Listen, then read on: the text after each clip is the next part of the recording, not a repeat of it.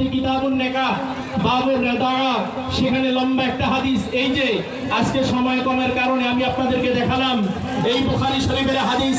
আবু লাহাব সুয়াইবাকে বললেন, যাই দেখো মুহাম্মাদের ঘরে কি হলো।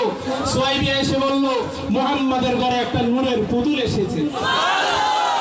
তখন আবু লাহাব হাত ইশারা করে বললেন, সুয়াইবা তোকে আজাদ করে দিলাম। এভাবে হাত তুলে বলেন সুবহানাল্লাহ, হাতটা ঘুরে বলেন সুবহানাল্লাহ। এই হাত ঘোরানোর কারণে আল্লাহ তাআলা সুবহানাহু ওয়া তাআলা প্রতি সোমবার তাকে হাউজে কাউসারের পানি দেন। যারা বলে মিলাদুন নবী নাই, আজকে লাকসাম জশ্নে জুলুস আহলে সুন্নাত ওয়াল জামাতের পক্ষ থেকে 1 কোটি টাকা চ্যালেঞ্জ ঘোষণা করা হলো।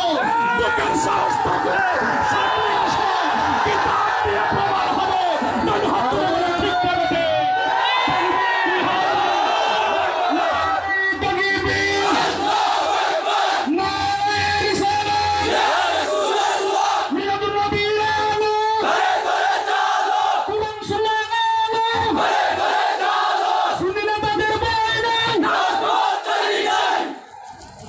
এখন আমাদের সামনে সুন্নিয়াতের অত্যন্ত প্রহরী আল্লামা পীর মুফতি গিয়াসউদ্দিন আত-তাহির আপনাদের সামনে বয়ান করবেন।